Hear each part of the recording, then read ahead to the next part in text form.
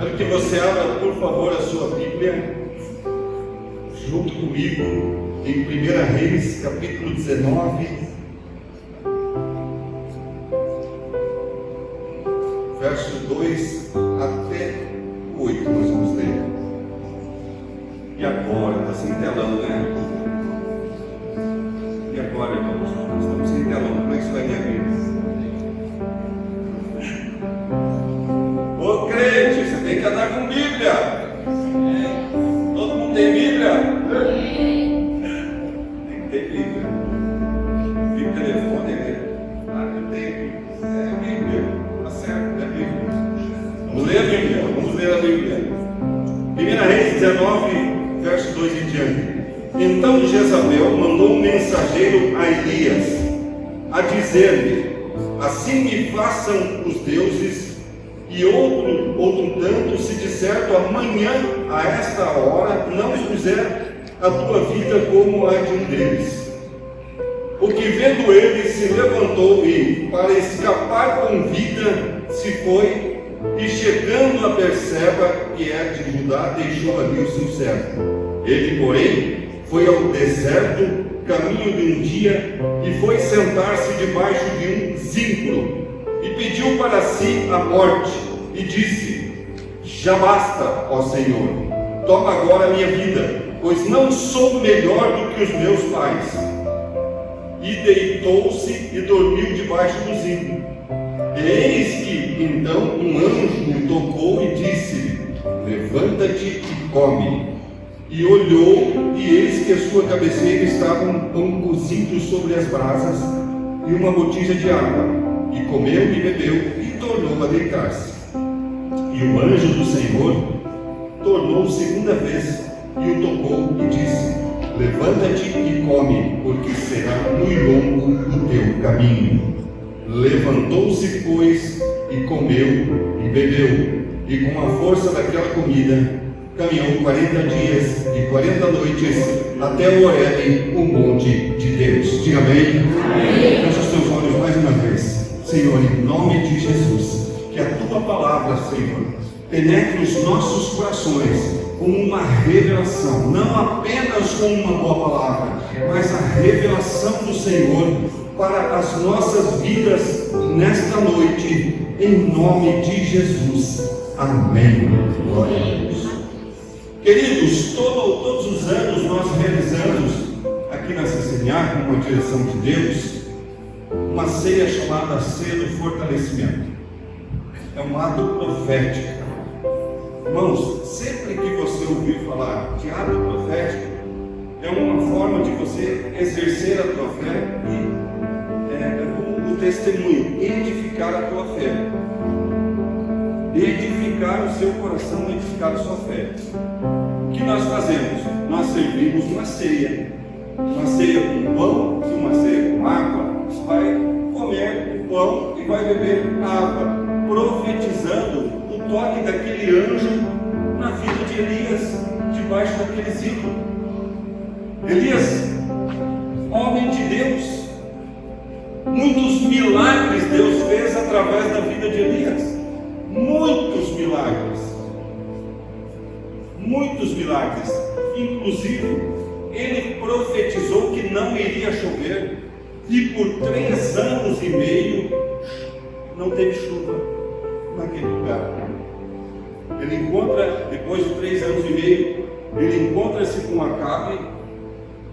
Acabe, quando vê que ele está vindo de longe, ele diz assim: és tu, perturbador de Israel.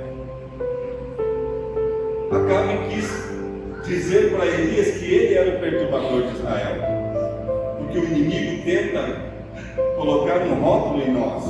O inimigo tenta, já de longe, nem chegando perto, ele tenta dizer que você é derrotado, dizer que você não pode ter uma família linda e abençoada, que você não pode ter prosperidade, que você não vai ser curado de uma enfermidade, você não vai avançar na sua vida. Mas Elias, homem de Deus, não se deixou levar pela palavra do inimigo, e foi ter com Acabe, e falou para Acabe: olha, se você não quer se molhar, corre para casa. Corre para sua casa, vai ligeiro para sua casa. Mas Acabe, mas como assim? Não chove há 3 anos e meio? E aí vem aquele texto que deu origem a uma música que nós cantamos tanto, né, na igreja. Vejo uma pequena nuvem do tamanho da mão de um homem, mas esse é o sinal que a tua chuva vai descer. O moço que está com Elias, ao sinal de Elias, ele diz: vai até o monte, e o que você enxerga? Ele foi 7 vezes e ele diz: eu só vejo uma pequena nuvem do tamanho da mão de um homem. E aí o Acabe diz assim: isso não é nada. Mas Elias diz assim: corre para casa, que vai chover. E a palavra de Deus diz que choveu. Começou a chover. Homem de Deus profetizando, abrindo a boca para profetizar a bênção. Homem de Deus profetizando, abrindo a boca e não se deixando levar pela palavra do inimigo, a bênção acontece. Você tem feito isso na sua casa? Você tem profetizado a bênção do Senhor na sua casa e no seu lar? Meu irmão, eu quero te chamar a atenção nessa noite, ou chamar a sua atenção nessa noite, porque quinta-feira nós nos reunimos aqui para profetizar. Toda quinta-feira, às 20 horas, você deve estar aqui, porque é uma noite profética. Deus tem nos levado a profetizar sobre a nossa nação, sobre o Brasil. Nós não aceitamos a corrupção, nós não aceitamos a crise sobre essa nação, nós não aceitamos, nós profetizamos que a bênção está sobre a nossa nação. Nós profetizamos aqui neste lugar, na quinta-feira à noite, que São José dos Pinhais é a cidade do avivamento. Você crê nisso? Então, o Brasil, o Paraná, a cidade de São José dos Pinhais, ou a sua cidade, talvez você more em outra cidade, carece de homens e mulheres de Deus como Elias, com ousadia para dizer que a bênção vai ser derramada sobre esta cidade, a bênção será derramada sobre os nossos lares, a bênção será derramada sobre os nossos familiares, porque Ele é o dono da bênção, Ele é Deus. Se eu fosse você, eu aplaudi o nome dele nesta noite.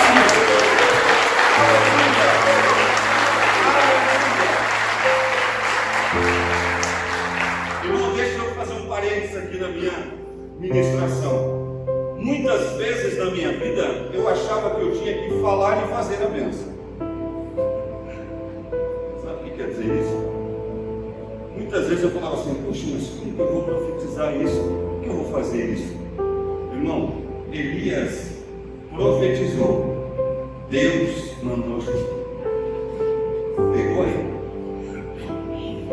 Irmão, você profetiza, você vai abrir a sua boca e vai profetizar a saúde. Deus vai derramar a saúde, Deus vai trazer a cura. Você vai levantar a sua voz e declarar a bênção da prosperidade. Quem vai abrir a porta é Deus.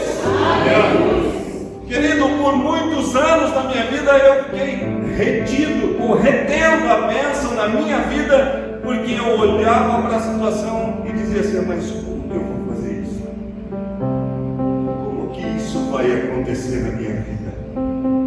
Você está me entendendo nessa noite? O Espírito Santo está ministrando o teu coração nessa noite. Oh, aleluia! Você está me entendendo? Que muitas vezes eu tentei fazer o trabalho do Espírito Santo, eu tentei fazer o trabalho de Deus, quando a minha parte é fazer uso da ousadia, da autoridade e intrepidez do Espírito na minha vida e dizer em nome de Jesus: São José dos Pinhais é do Senhor Jesus, esta cidade é do Senhor Jesus, é em nome do Senhor que eu digo isso. Mas eu ficava assim: mas como que nós vamos fazer isso? Eu não sei. Deus me deu uma frase e caminhei há muitos anos: eu não sei o que Deus vai fazer, eu só sei o que Ele vai fazer. Eu não sei como Ele vai fazer, eu só preciso entender que Ele vai fazer. Nós não precisamos saber como Deus vai fazer, como Deus vai tirar esta empresa, talvez do lamaçal e do meio do entulho dos débitos, dos problemas financeiros. Não sei como Deus vai tirar o teu filho, talvez, de um lugar onde você não queria que ele estivesse. Eu não vou falar aqui outra coisa. Então você tem que entender que você vai profetizar, você vai dobrar os joelhos, você vai profetizar, vai crer no seu coração, e quem irá fazer a obra é o Espírito Santo. É Ele quem faz a obra. O dono da obra é Ele. E eu, muitos anos na minha vida, irmãos, eu fiquei sentado olhando como que eu faço para prosperar. Eu sabia que tinha que trabalhar, não precisa trabalhar. Mas como que eu faço para abrir essa porta? Eu ouço a pregação e a pregação diz que as portas serão abertas, mas como que eu faço para abrir essa porta? Irmão, você tem que se esforçar, você tem que trabalhar, e você tem que colocar a tua fé para mover no mundo espiritual. E entender que quem vai abrir a porta é Deus, quem derrama a cura é Deus, quem derrama a prosperidade é Deus, quem opera o milagre é Deus, quem abre um mar é Deus. E se não abrir o mar, como nós cantamos aqui, Ele vai nos fazer andar por sobre as águas. Louvado seja o nome do Senhor Jesus. Elias, homem de Deus, profetizou. Elias, levado por Deus, foi lutar contra os profetas de Baal, porque o povo estava cocheando entre dois deuses. Ora o povo servia a Deus, ora o povo servia a Baal. O povo servia a Deus de manhã e servia a Baal à tarde. E a palavra de Deus nos diz que nós precisamos servir a um único Deus. A um único Deus nós devemos servir. E a palavra nos mostra que Elias foi levado por Deus para fazer uma disputa com os profetas de Baal. Eu não quero me ater tanto nessa disputa, mas os profetas de Baal profetizaram praticamente até meio-dia, a manhã toda, nada aconteceu, e Elias foi reconstruir o altar. Reconstruiu o altar, todo mundo já sabe, já pregamos demais aqui, tudo que ele fez a valeta, ele trouxe as 12 pedras, ele armou a lenha, ele colocou o novilho,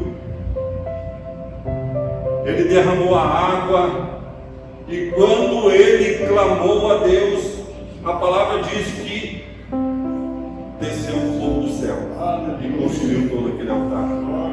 E as pessoas que estavam ao redor, as pessoas que estavam ora crendo em Baal, ora crendo em Deus, puderam ver através do testemunho do homem de Deus que realmente só há um Deus a seguir, só há um Deus a se dobrar. Graças a Deus, porque não tem ninguém assim desde manhã, sair com Deus, estava escreveloso, né? Homem de Deus, Elias, homem de Deus, tantos milagres, muito usado por Deus.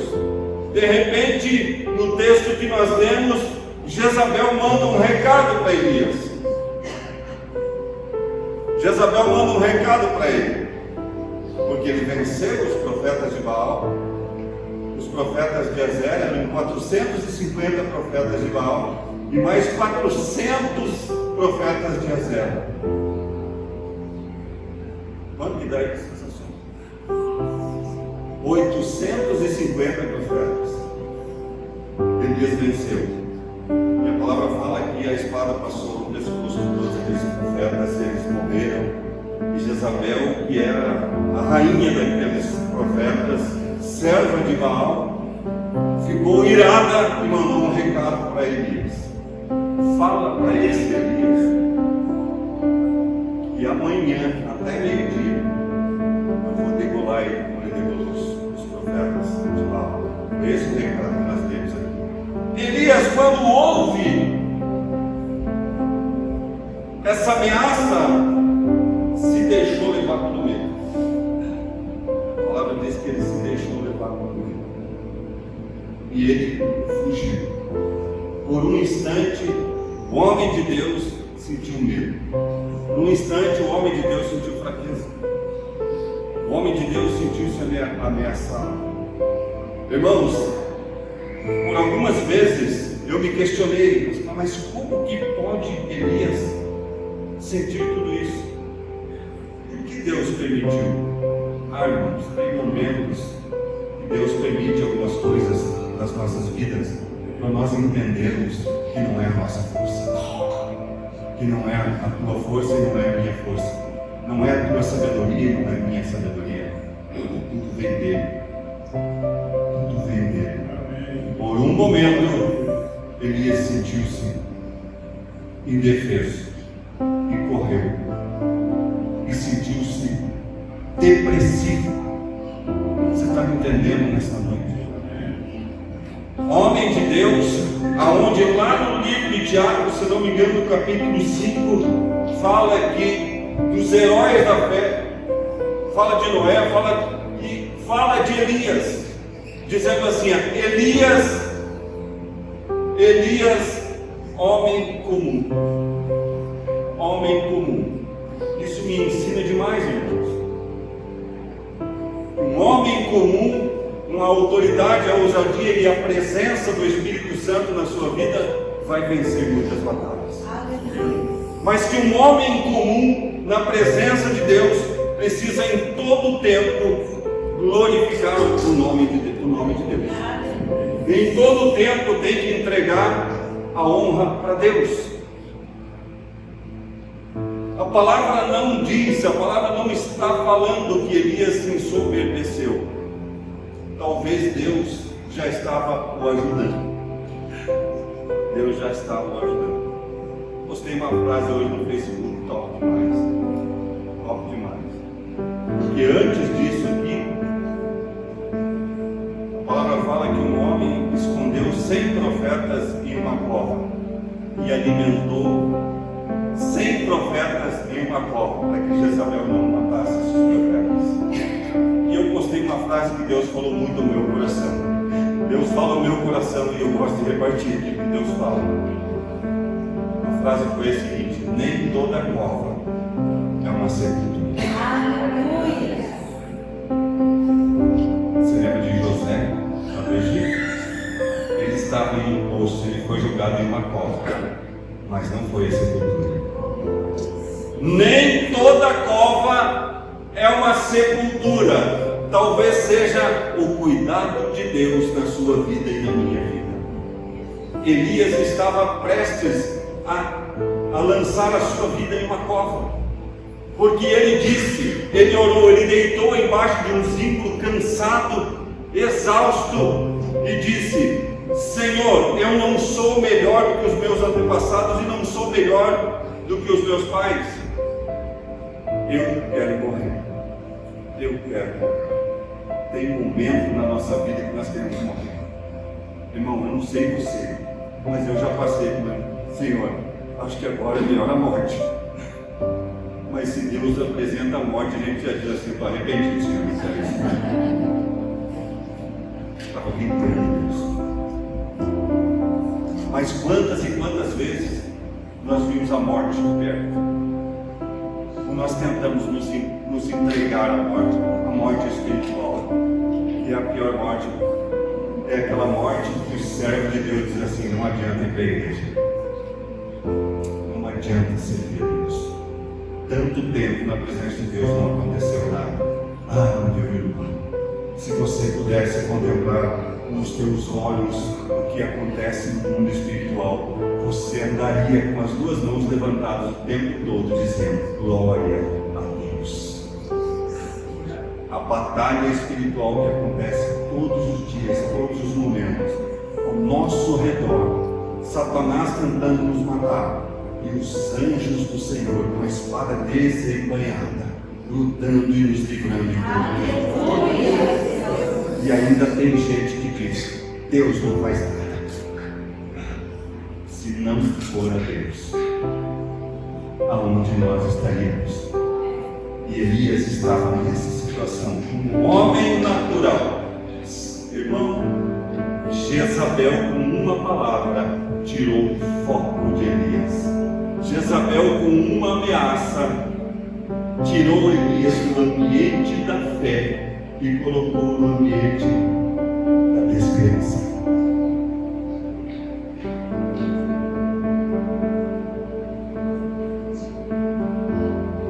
O ambiente da presença de Deus é aonde nós devemos viver.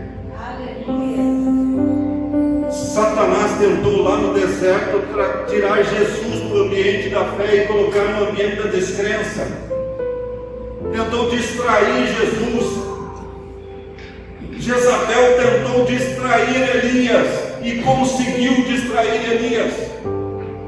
Irmãos, quantas coisas tentam nos distrair nos nossos dias? Quantas coisas tentam distrair o seu coração da presença de Deus?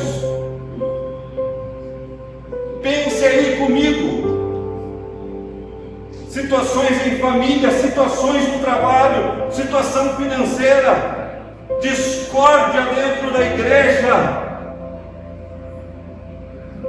É o inimigo tentando tirar você do foco, tirar você do ambiente da glória, aonde você profetiza e a chuva vem, para o ambiente da descrença, aonde você não consegue enxergar o mover do Espírito Santo. Meu Deus! Quantas pessoas saíram do ambiente da glória e estão no ambiente da morte espiritual?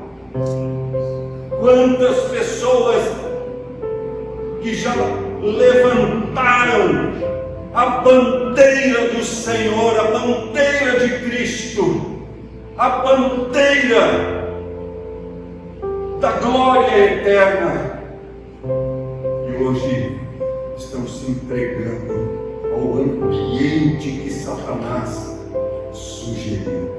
Meu Deus, você está me entendendo nessa noite? É uma bênção. Ele prega, ele canta, ele dança, ele dá aula, ele lidera, mas se perder o foco, Satanás vai ceifar. Meu Deus, não perca o foco, não perca a direção, não permita que uma palavra do inferno tire você do ambiente da glória. Meu Deus, meu Deus, não permita que uma palavra roube aquilo que Deus já derramou e plantou na sua vida. Não permita. A palavra de Deus diz sobre todas as coisas que se deve guardar. Guarde o seu coração. Quando Elias ouviu aquela ameaça, Elias não guardou o coração. Homem, carne e osso, sangue correndo nas veias. Estava cansado, estava exausto de tanto caminhar para lá, para cá, fazer milagres, fazer a vontade de Deus, e por um momento perdeu o foco. Irmão, se Elias estava fazendo um milagre um atrás do outro, venceu quase 900 profetas na ousadia, na autoridade, na fé, caiu. Imagine eu e você, querido. Imagine eu e você. Nós precisamos manter o nosso foco no Senhor. Ah, pastor, mas eu não tive oportunidade na igreja. Irmão, faça a oportunidade acontecer, irmão. Ah, pastor, fulano falou tal coisa, eu não vou não vais para a igreja, querido, foco no Senhor. Você está aqui para adorar a Deus. Quem tem que ser adorado é o Senhor. Quando você diz isso, você está dizendo que o irmão é maior que Deus. Quem morreu por você e por mim lá na cruz? Irmão, não foi o pastor que morreu por você, não. E olha lá, eu vou ser bem sincero aqui, né, pastor Marcos? Se fosse por nós, vocês estão lascados, mas ia correr. Ô pastor Gil, você tem que morrer para salvar a igreja. Não, deixa a igreja seguir.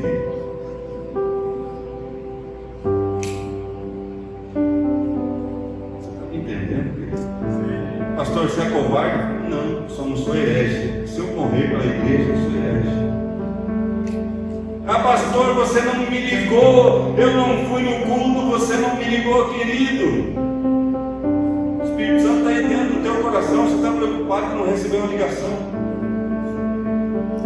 Essa pegou aí. Você está me entendendo nesta noite que Satanás tenta o tempo todo tirar o nosso foco, tenta desviar a nossa atenção do autor e consumador da nossa fé, que é Jesus Cristo. Quem é o autor e consumador da tua fé? Quem é o autor e consumador da nossa fé? Quem é o autor e consumador de toda a fé? Jesus. Você pode aplaudir Jesus nessa noite?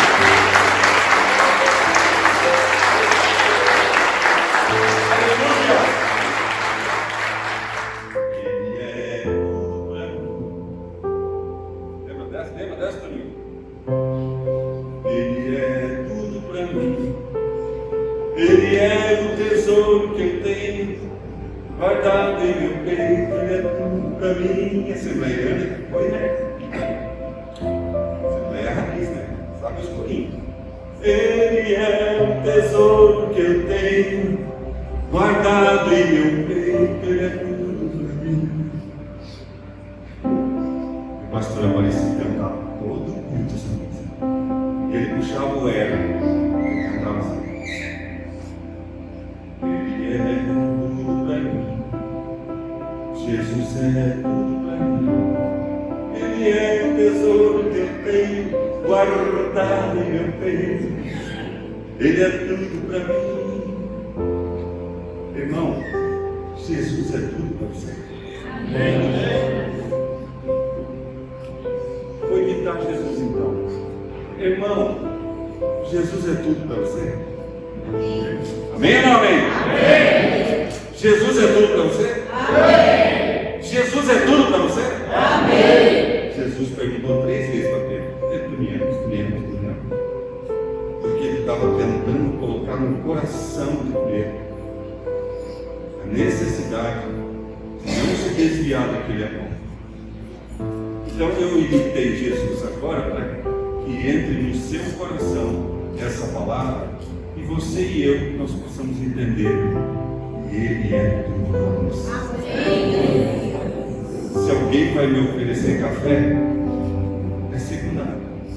Se alguém vai me abraçar no culto, é secundário. Se alguém vai me dar oportunidade para pregar, é secundário. Se alguém vai me convidar para ir no aniversário, é secundário. Se alguém não olhar para mim, é secundário, porque Ele é tudo para mim.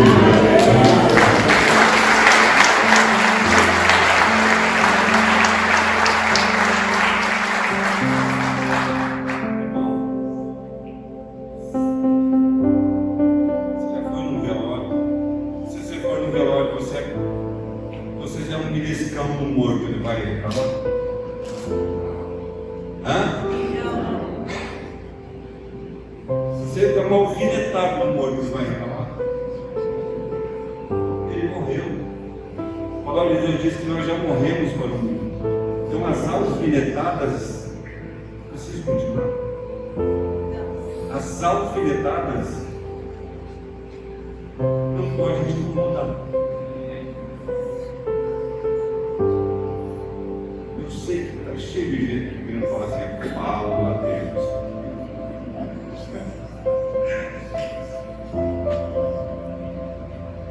As dores dessa vida não podem te incomodar, porque você já morreu em Cristo Jesus. Com Ele fomos sepultados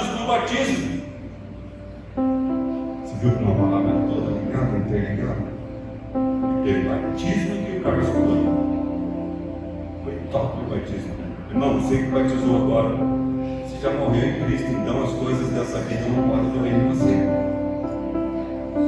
Irmão, você que se batizou assim que nem eu, lá em 1983, dia 2 de outubro, cara. Eu e o Ricardo, nós passamos juntos. Você que já batizou lá em 1800, está valendo ainda, está valendo ainda, porque foi no nome do Pai, do Filho e do Espírito Santo. Irmão, aceitar Jesus como Senhor da sua vida não tem prazo de validade. Aceitou, está aceitado. Tem que se manter na presença do Senhor, manter em santidade, porque aquele que perseverar até o fim receberá a coroa de vitória. Não tem essa, Jesus já morreu e agora eu posso pecar e já estou salvo. Vai nessa, vai. Vai nessa que o bonde passa e você fica. Você está me entendendo? Você que já batizou lá anos atrás,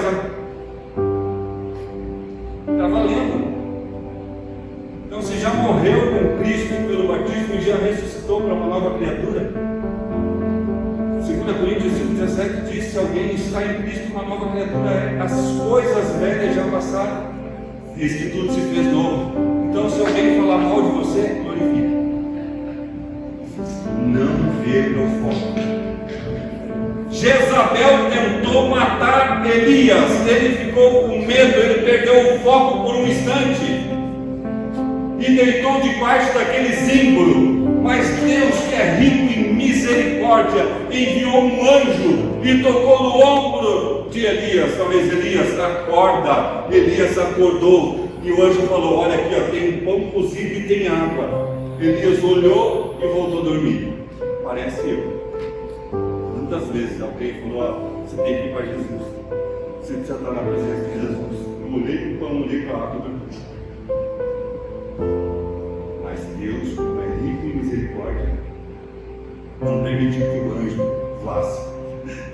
O anjo continuou ali e tocou nele de novo. Ele falou: Elias, Elias, come e bebe, porque muito longo tua caminhada. Talvez tenha pessoas em nosso meio que perderam o foco por um instante. E não precisa muito tempo. Só pensar em perder o foco, o inimigo já faz a obra dele. Talvez tenha pessoas aqui que há anos já perderam o foco, já não estão olhando para Cristo mais, já não estão olhando mais para a obra do Senhor, já não estão lembrando daquilo que Deus fez. Elias devia ter lembrado do que Deus já tinha feito. Nós temos que lembrar, por isso que a gente pede para contar testemunho. Testemunhar é glorificar o nome do Senhor, não é dizer: ah, como eu sou bom, eu sou bonzinho, Deus me deu uma casa. Não é isso, querido. Assim, Deus, pela misericórdia, permitiu que eu pudesse comprar uma casa ou um sapato. Mas toda a honra e toda a glória a Ele. Está entendendo? Está compreendendo? Eles deviam ter pensado: puxa, mas Deus já fez tanta coisa na minha vida, vai permitir que essa mulher me mate? Ai, Elias, se eu estivesse lá, não ia deixar ele fugir. Eu ia fugir juntos, né? Talvez você tenha fugido do instante da obra de Deus, talvez você tenha fugido da comunhão, você tenha fugido da presença de Deus, você perdeu o foco. Eu quero te dizer nesta noite que Deus enviou um anjo para te dizer: come e bebe da presença do Senhor. Talvez você esteja desistindo, mas a palavra de Deus para você nessa noite é: muito longo é o teu caminho. Você aplaudir Jesus.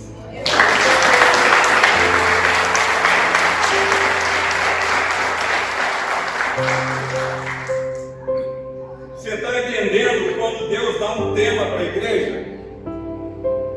Rompendo em fé, agora vou ganhar tudo, conseguir tudo. Amém, irmão? Tua fé alcança isso? Teu trabalho alcança isso? Então vamos junto. Partiu, como diz o jovem. Bora lá, vamos conquistar. Mas tem que ter trabalho, irmão. Aí Tiago fala dos heróis da fé, Hebreus fala dos heróis da fé, fala que pela fé Noé alcançou graça, mas teve que trabalhar quanto tempo? Quanto tempo que Noé trabalhou para construir a arca? Irmão, você ora uma semana e quer desistir da tua bênção. Estou rindo aqui nervoso. 100 anos. Deus deu uma palavra para Noé e ele trabalhou 100 anos. E comigo parece que ele está 100 anos dando palavra. Ainda bem que é só comigo, irmão. Você não sabe o que é isso. Você não sabe o que é isso. Deus não tem que ficar 100 anos dando uma palavra para você mudar uma vírgula. Nós temos que ouvir a voz de Deus e foco naquilo que Deus quer da minha vida. Foco naquilo que Deus me chamou para fazer. Foco naquilo. É claro que não esquecendo que eu tenho família, que eu tenho lazer, que eu tenho trabalho, mas com o Espírito Santo nas nossas vidas, com o Espírito Santo dirigindo a minha vida e a tua vida, Ele vai nos dar sabedoria para nós administrarmos todo o tempo. Amém. Elias, para de perder o foco. Jezabel mandou um recado, mas como Satanás manda recado, não é? Todo dia tem um recado de Satanás.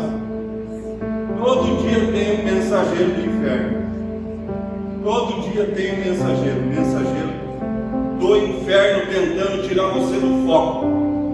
Mensageiro de Satanás tentando tirar você da presença de Deus. Nós temos que resistir. O que a palavra de Deus diz? Lá em Tiago, resistir ao diabo e ele. Não é o diácono, resistir ao diabo. Resistir ao diabo e ele fugirá de vós. Mas o versículo começa como? Quem lembra? Sujeitai-vos a Deus, vírgula, resisti ao diabo e ele fugirá de vós. Não adianta resistir ao diabo sem Deus. Vai ser como os filhos do sacerdote que repreenderam o endemoniado em nome de Jesus, que Paulo prega. Apanharam e saíram correndo pelado. Eles não tinham Deus. Eles não tinham Deus. Nós temos que nos sujeitarmos a Deus. O que é sujeitar a Deus? Deus disse, faça. Deus não disse, não faça. Pronto, não precisa explicar mais nada. Você está me entendendo nessa noite? Nós temos que estar fortalecidos no Senhor. Vamos fazer um ato profético aqui. Você vai comer o pão, vai beber a água. É profético. Se você não mudar de vida, se você não entender a palavra, você pode ficar comendo pão na igreja o ano inteiro. Pronto, Senhor, agora falei. Pode comer pão, pode comer churrasco, pode comer o que se quiser. O que nós precisamos é virar uma chave no nosso coração, é virar uma chave na nossa mente, entender o que Paulo falou lá aos Romanos: transformai-vos pelo pão e pela água, transformai-vos por congregar. Não é, nós vamos congregar porque nós somos transformados.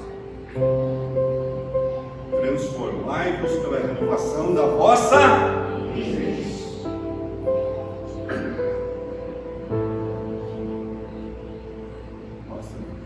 Irmão, nós estamos precisando de obreiro aqui na igreja, sabe? Jesus falou que a seara é grande, poucos são os ceifeiros.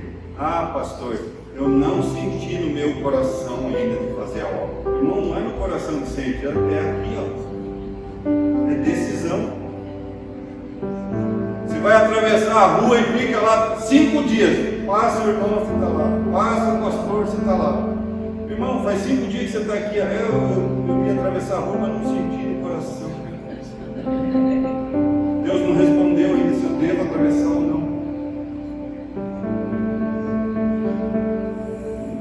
Ou você fala assim: não, eu preciso chegar a lugar nenhum. Fazer a obra de Deus é assim. Ah, mas eu não sou santo ainda, não sou digno. Quem é digno, irmão? Se a morte dele que nos justificou. Quem é digno? Quem é digno de fazer a obra? Os anjos são dignos de fazer a obra e Deus falou assim: não, os meus filhos farão. Mas eles são imperfeitos, Senhor, mas são meus filhos. Meu Deus, hein? Que pai, que pai poderoso. Ah, vai ter batismo, não senti no coração de batizar. Ah, era para aceitar Jesus, eu não senti no coração de aceitar Jesus. Meu irmão, é decisão, querido. Meu irmão, sabe que aquela chuva toda eu não estava sentindo no coração de mim, irmão.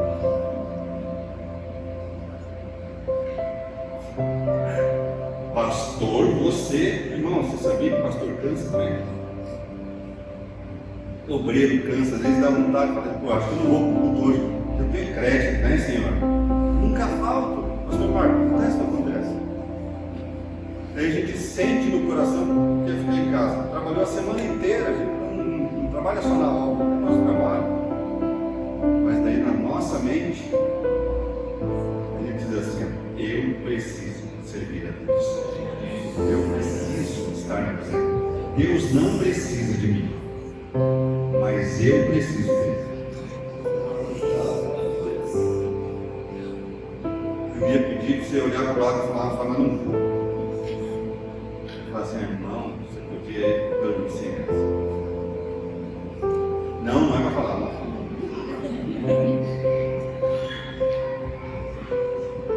Um dia eu falei para uma pessoa que Deus não precisava dele, ela ficou brava comigo, irmão. Quase apanhei. Como assim? Como que Deus não precisa de mim? Claro que não, Deus precisa de nós. Ah, Deus precisa do meu dízimo. Deus não. O dono do barracão não precisa, tem que pagar o meu para ele. Deus é o dono do ouro e da prata. Deus é dono de todas as coisas. Eu preciso de Deus.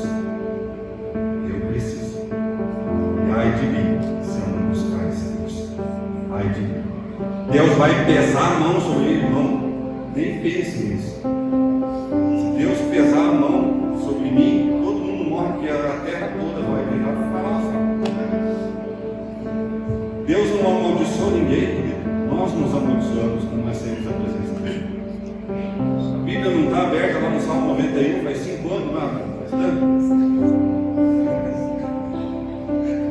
Nem fecha mais. Tem que ler a Bíblia, irmão. Não adianta deixar no Salmo 91 aberto lá, porque não é pé de coelho. Não é que nem ferradura a Bíblia, a gente tem que fazer uso dela. Salmo 91 fala o quê? Sei lá, pastor, fala umas coisas. Aquele que habita no esconderijo do Altíssimo, à sombra do Onipotente. Então, para ter descanso, precisa do quê? Habitar, irmão. E o que é habitar? É viver, irmão. Viver com Deus. A sombra do Onipotente descansará. Descanso para a alma, então, é para aquele que vive com Deus.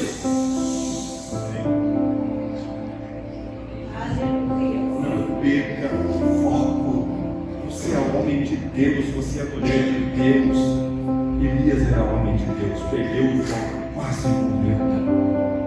Quase se entregou à depressão, deitou debaixo daquele zinco, pediu a morte. Talvez Deus provando para ele assim: você é dependente de mim, você não é o cara, irmão, você não é o cara. Sinto muito em dizer, você não é o cara. Ó, peraí, pastor, você não é o cara. O cara é Jesus. Porque às vezes, pastor, que palavra que você pregou, isso é bom. Sai de mim. Se não for do Senhor, nós não poderíamos nem chegar perto de pegar o microfone e dar uma palavra para ele.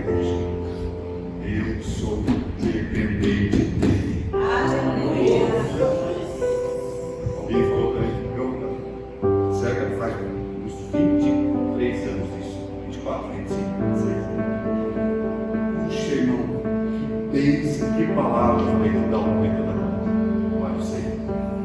E na outra vez ela falou a mesma coisa. Que bênção a palavra. Eu falei, toda honra e toda. Eu estou ficando chateado. Eu falo, eu estou tentando te motivar. Eu falei, querida, a minha motivação do Senhor. Tudo acontece por Ele. Ela nunca mais falou. Tá bom, se o preço é esse. Ela nunca mais falou, mas eu continuei pregando toda hora. Irmãos, nós não somos nada se não for Deus. Nós não somos nada. Eu queria encerrar essa parte aqui, para levantar a plaquinha que temos escutado. Quero encerrar essa parte aqui, nós vamos para a ceia. É que eu estou vendo que o tempo está bom, ainda são só 10h30 da noite. Então ainda dá tempo, tá, querido? Um jumentinho chegou em casa. Naquele dia e foi correndo para sua mãe, a Juliana. Falou: mãe, eu estou muito famoso. Eu fiquei muito famoso demais. E a mãe falou: sério, filho? Eu entrei em Jerusalém e as pessoas fizeram um corredor assim, iam colocando mantos, palmas, galhos, e aonde eu ia passando, as pessoas iam me aplaudir. E a mãe se ligou. A mãe falou assim: isso aconteceu mesmo? Aconteceu, mãe. Eu estou muito famoso. Eu sou o jumento. Não era o cara, né? Era o jumento. Aí ele falou assim, ela perguntou para ele assim: meu filho, você entrou sozinho lá? Não. Eu estava levando um homem. Estava carregando um homem. Você sabe o nome desse homem que você carregou? Se eu não me engano, o nome dele era... lembrei, Jesus. Todo mundo já leu a entrada triunfal de Jesus em Jerusalém, que ele monta no burrinho e entra em Jerusalém. E as pessoas aclamando, Hosana, o que vem em nome do Senhor, e colocando mantos e palmas no chão. E o burriquinho que carregou Jesus achou que era dele agora. Chegou para a mãe: eu estou famoso. E a mãe falou assim: filho, eu só tenho uma coisa para te alertar. Você não é famoso. Sem Jesus, você é apenas um jumento. Bom, está dado o recado para nós todos. Sem Jesus, nós não somos nada. Jesus é o Senhor. Eu preciso dele. Se eu faltar o culto, talvez até fique com o coração triste, mas não muda o céu, não muda a essência dele. Mas vai mudar alguma coisa em mim, e para pior. Ficar longe da habitação daquele que faz sombra do meu descanso. Nós vemos uma árvore linda, frondosa e formosa. E nós estamos caminhando, estamos cansados. Nós não dizemos assim: árvore, vem até aqui e traga esta sombra. Nós temos que caminhar até a sombra. Por isso o salmista diz: aquele que habita no esconderijo do Altíssimo, a sombra do Onipotente descansará. Ele faz sombra. E nós temos que andar na sombra dele. Fique em pé,